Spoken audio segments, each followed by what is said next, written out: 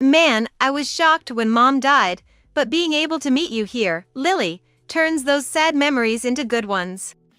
Really? That makes me so happy. As I was about to enter the waiting room, I was startled by the voices of a man and a woman coming from inside.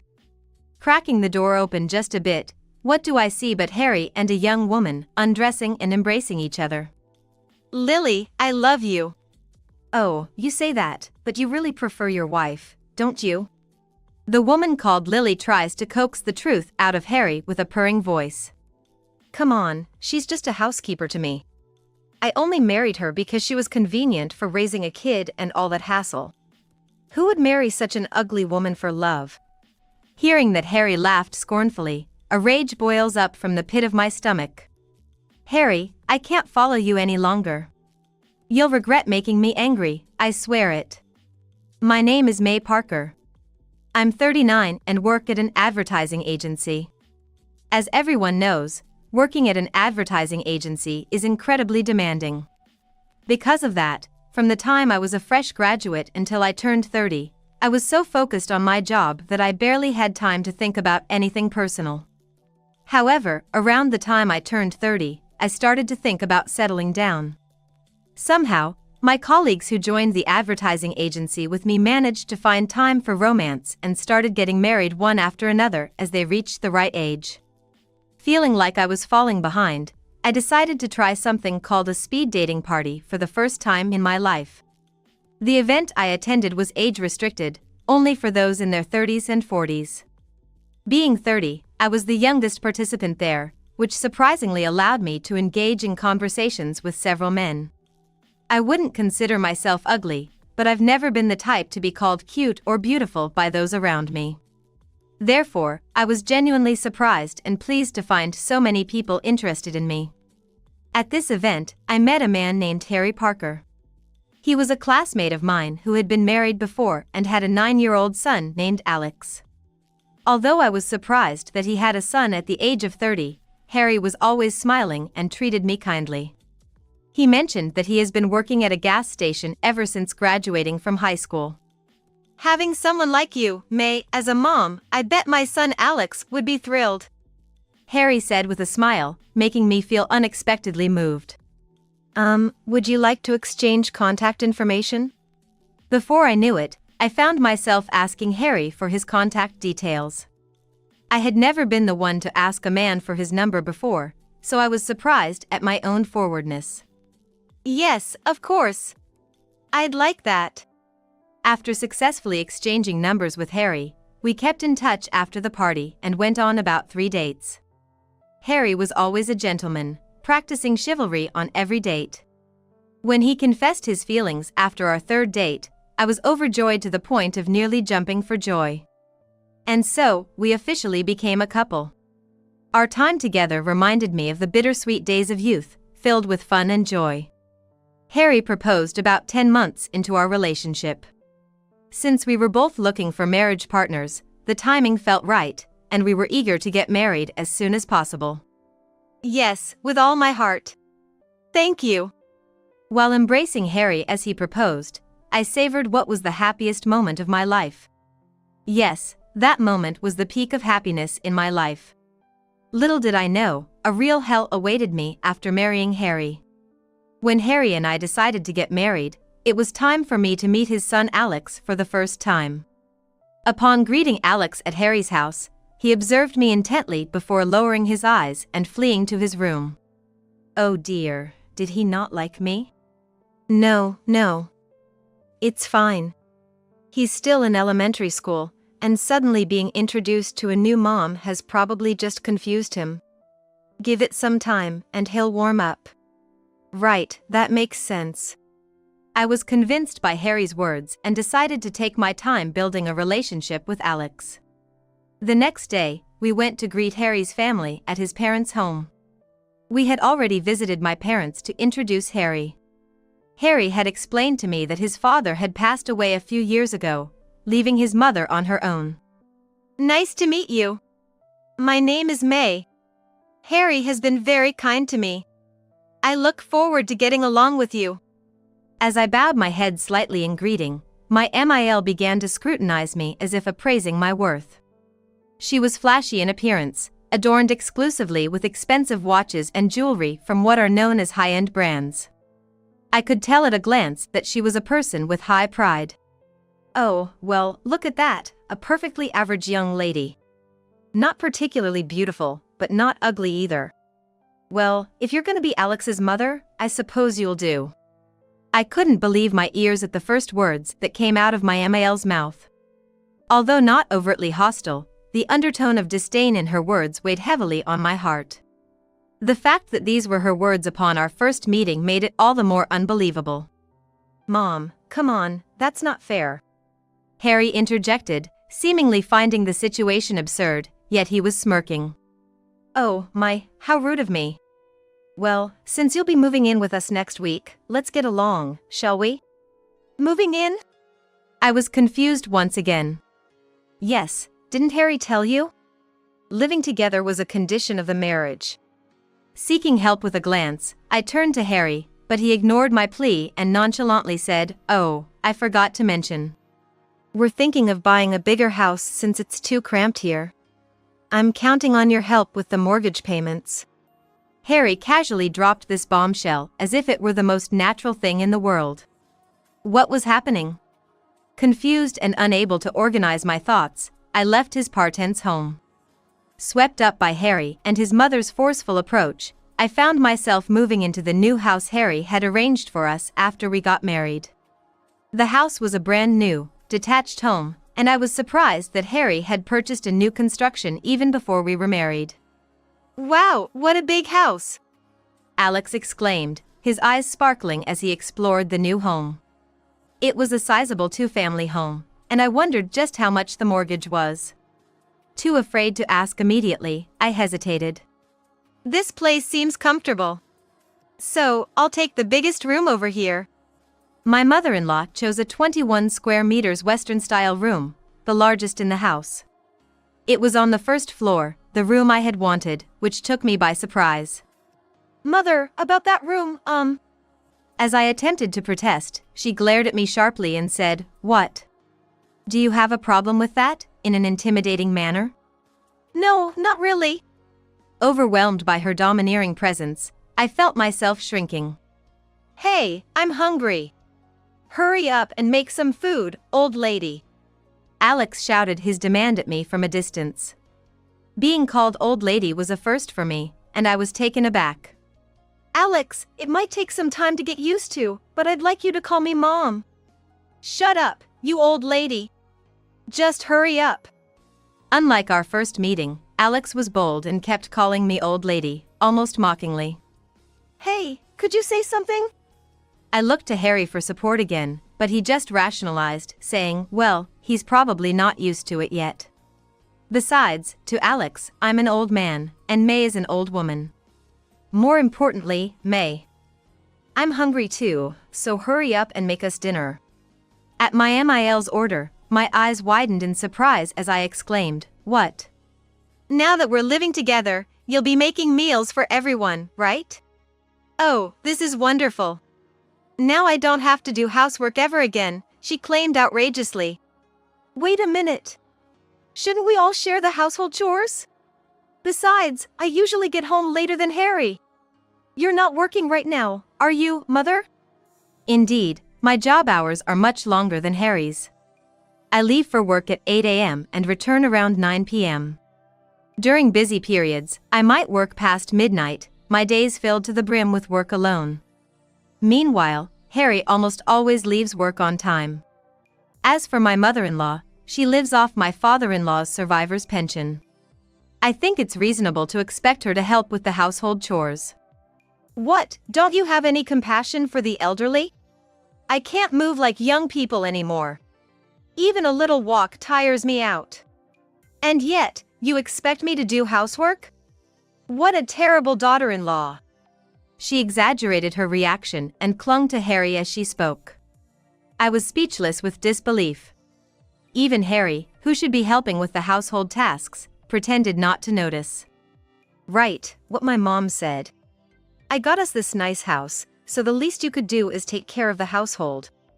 He talks as if he's done me a favor by buying the house, but in the end, it's my earnings that will be paying off the mortgage. Harry's reasoning was absurd, and I dreaded what our future living together would hold. Since moving into the new house, I realized I was being treated like a slave by Harry, his mother, and Alex.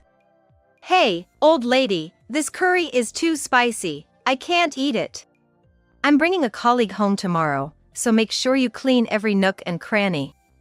Oh dear, May, can't you even offer a drink to your husband when he comes home tired from work?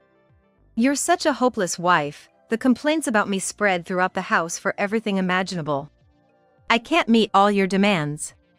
I'm busy with work, I insisted, but my family only responded with cold looks. Living through my marriage, I felt like Cinderella, bullied by her stepmother and sisters. This isn't what I imagined when I got married. Where did the kind Harry I knew go? I fought back tears, overwhelmed by a sense of despair. 9 years have passed since then, and my situation hasn't changed. I'm still treated as an outcast by my family, enduring their constant disdain. Recently, with Harry coming home late, I spend more time with my mother-in-law and Alex. I don't know if it's because of that, but they seem to take every opportunity to torment me. Alex has become a college student, and his snide remarks have grown more insidious than before. Harry comes home late because May is not attractive enough, isn't she? Probably. Maybe he's cheating somewhere? Wouldn't put it past him. My mother-in-law and Alex discussed loudly enough for me to hear, spreading crass speculation. I pretended not to hear and continued preparing breakfast for the next day. Oh, if only May would leave this house, then our family could live here comfortably and at ease. A stranger like her living in such a fine house should be grateful. My mother-in-law mused, with Alex snickering at her words. Anger made my body tremble. Who was it that cooked their meals every day if not this stranger? I wanted to retort, but holding back was the wiser choice, knowing it would only invite more scorn.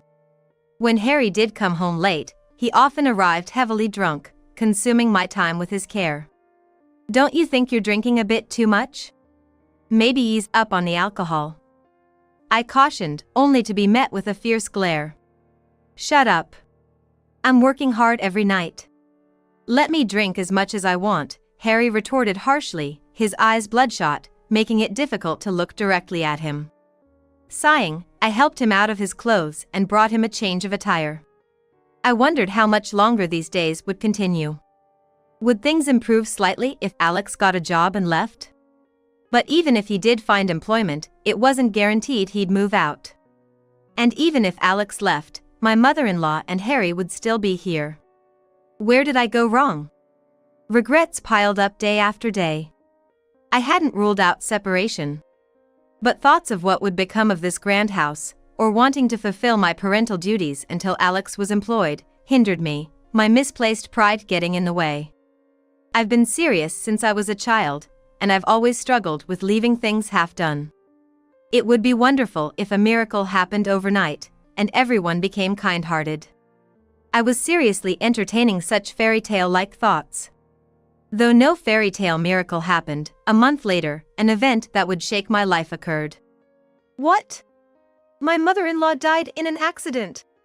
I exclaimed loudly in the office upon receiving the shocking news from Harry over the phone. I couldn't believe it, so I decided to listen carefully to Harry's story once again. But indeed, just as I had first heard, it seemed my mother-in-law had already passed away. She was hit by a car at an intersection while returning from shopping during the day. And despite being rushed to the hospital, she didn't make it due to her injuries. The sudden news sent me into a state of panic. Even when my colleagues asked with concern, "What's wrong?" I could only respond in a daze, "No, it's nothing." I left work early that day to meet Harry, who had also left early, to discuss the funeral arrangements. It had been a while since we had a serious conversation. Harry seemed shockingly subdued throughout our talk. On my end, I felt no sorrow, which I knew was terrible. Instead, I even felt a sense of relief. Although I couldn't say such things in front of Harry, seeing him in a daze, I decided to take charge and properly arrange the funeral on his behalf. No matter how much I disliked my mother-in-law, it wouldn't be right to neglect the funeral arrangements. After managing to organize the funeral, I dressed in mourning clothes and headed to the memorial hall. Harry, as the only son, was supposed to act as the chief mourner. Alex had a displeased look on his face as he played with his smartphone in the waiting room. As the time for the funeral service to begin approached, Harry's relatives started to gather one after another. I found myself busy greeting the attendees. As condolences were offered one after another, I honestly felt no sadness over my mother-in-law's death, allowing me to accept everyone's words with calm detachment. While greeting the guests, I suddenly realized that Harry had disappeared from my side. Do you know where Dad went? I asked Alex, who was nearby, but all I got back was a disinterested, "How would I know? Maybe he's in the bathroom or something." As the time for the funeral service drew closer, everyone had taken their seats about 10 minutes before it was supposed to start. Still, with Harry not yet returned, I decided to look for him towards the bathrooms. Finding no sign of him there, I wondered if he might be in the waiting room, so I made my way there. Man, I was shocked when Mom died, but being able to meet you here, Lily, turns those sad memories into good ones. Really? That makes me so happy. As I was about to enter the waiting room, I was startled by the voices of a man and a woman coming from inside. Cracking the door open just a bit, what do I see but Harry and a young woman, undressing and embracing each other. Lily, I love you. Oh, you say that, but you really prefer your wife, don't you? The woman called Lily tries to coax the truth out of Harry with a purring voice. Come on, she's just a housekeeper to me. I only married her because she was convenient for raising kids and all that hassle. Who would marry such an ugly woman for love? Right, now that child rearing is done, all that's left is to divorce your wife, huh? Yeah, of course. Just you wait, Lily. Hearing that Harry laughed scornfully, a rage boils up from the pit of my stomach. What could this possibly mean? Had I merely been a housekeeper in Harry's life from the beginning? The realization made me feel dizzy with shock. Harry, I can't follow you any longer. You'll regret making me angry, I swear it. From the gap in the door, I decided to record Harry and Lily's affair on my smartphone.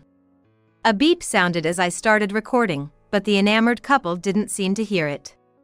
Annoyed yet persistent, I continued to film them. Despite being through the phone screen, watching Harry and Lily wounded my pride deeply.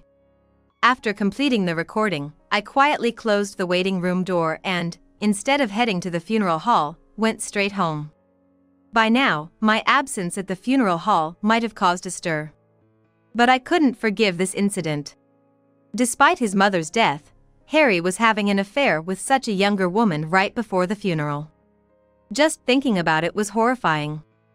Upon returning home, I furiously filled out the divorce paper I had prepared for any eventuality.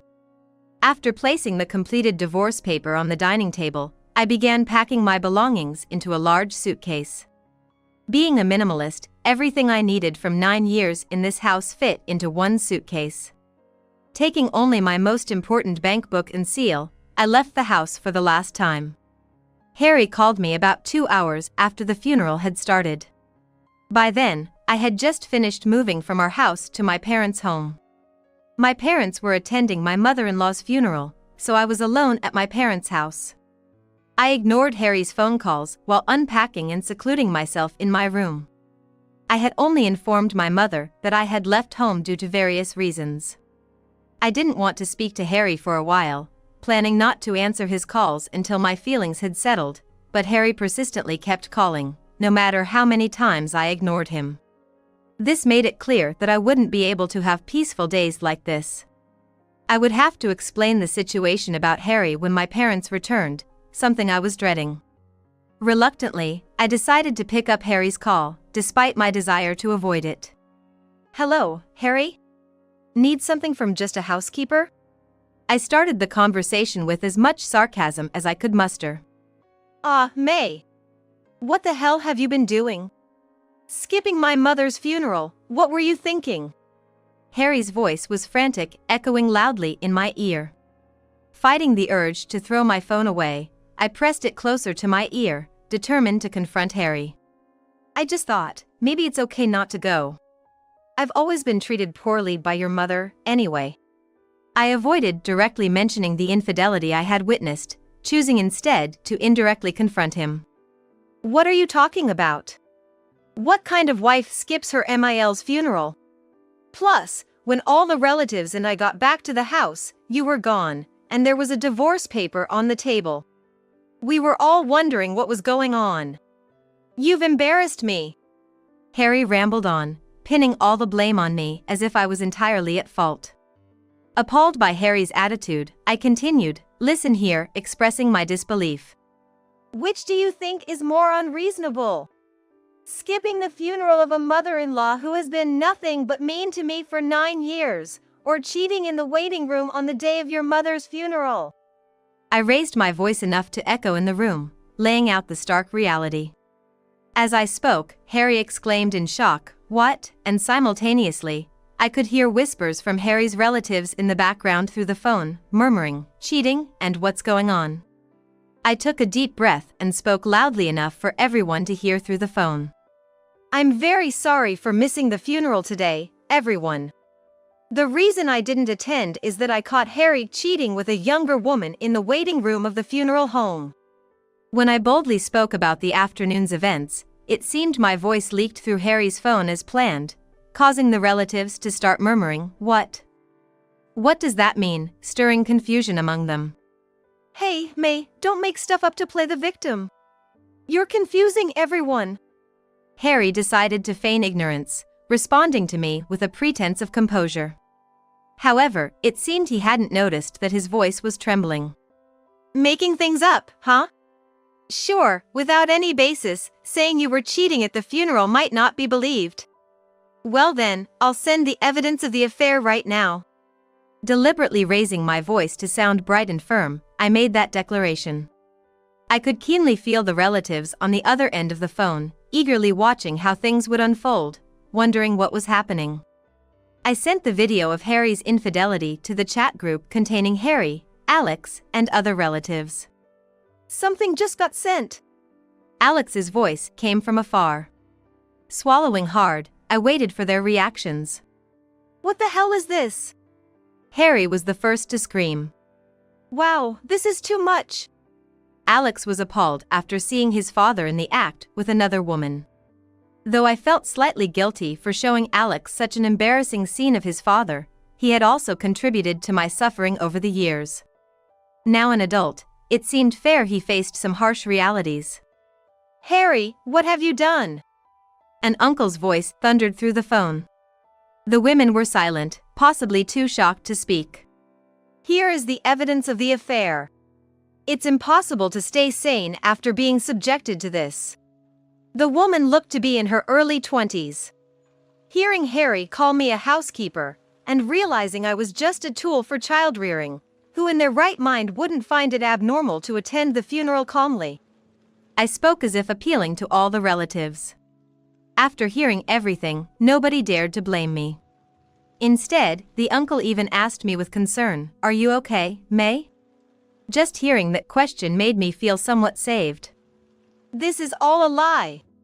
Nowadays, videos can be fabricated with editing, making it easy to fabricate evidence. You've been saying you're busy with work every day, but were you actually spending your time making this ridiculous video? Wow, that's really pathetic. You're the lowest. Harry, far from apologizing, spun a ridiculous theory that the video was fake. This made me burst out laughing, my anger overtaken by amusement. Let me ask you, even if it were edited, how would I get footage of you doing such things? Besides, we haven't been intimate in so long, where would I get such material? Your excuse seems a bit too far-fetched, doesn't it?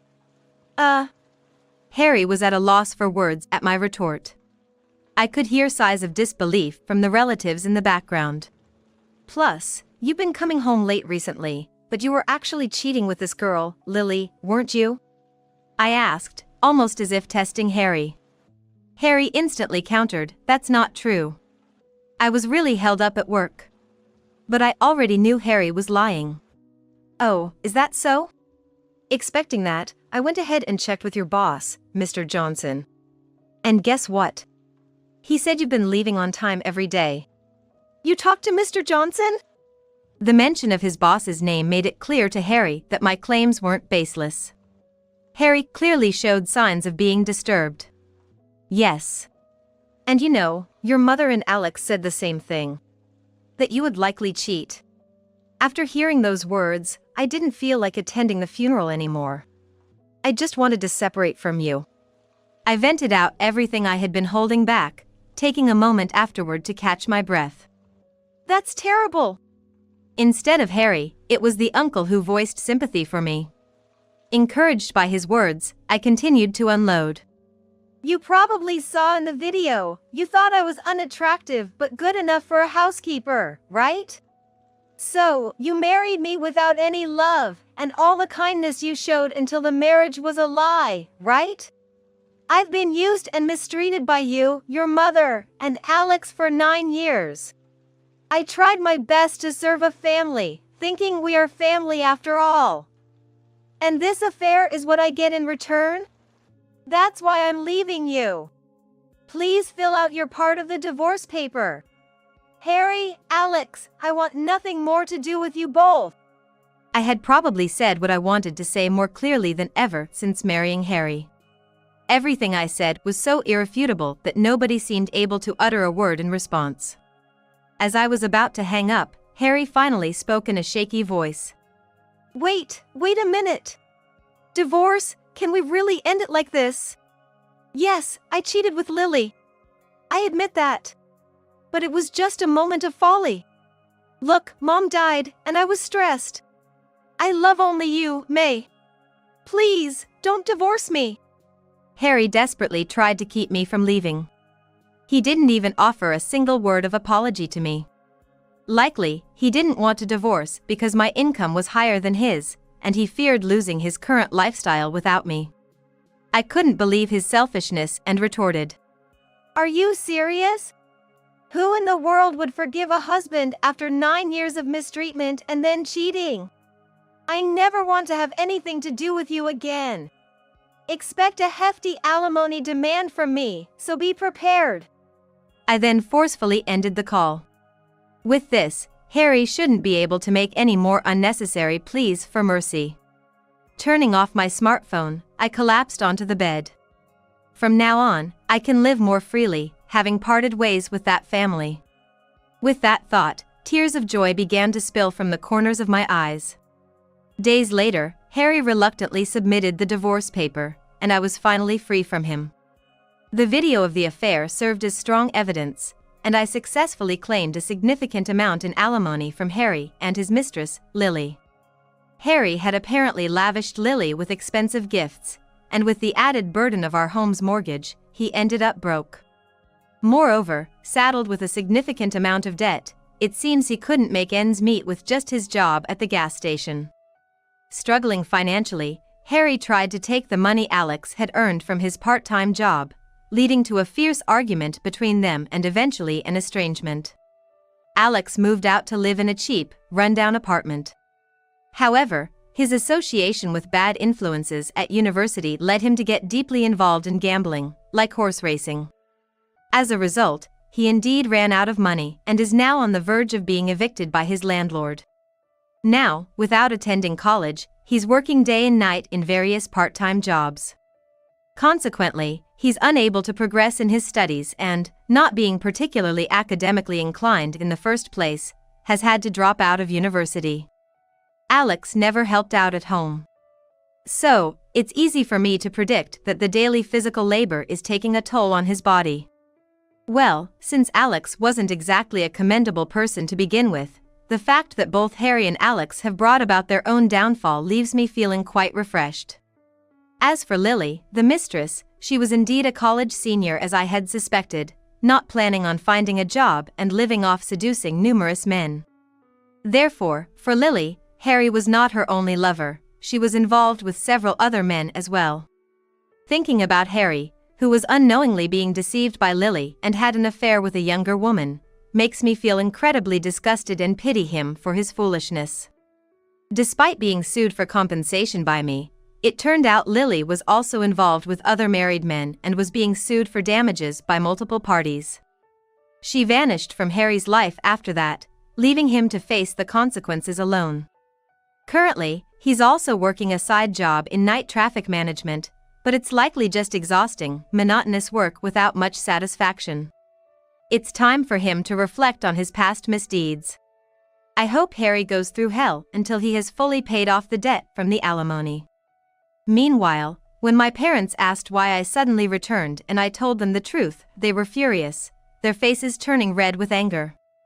After that, they told me I could stay at their home as long as I liked, so I've been living there comfortably.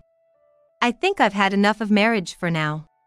Maybe a good person will come along eventually, but for now, I'm happy to be away from that detestable family.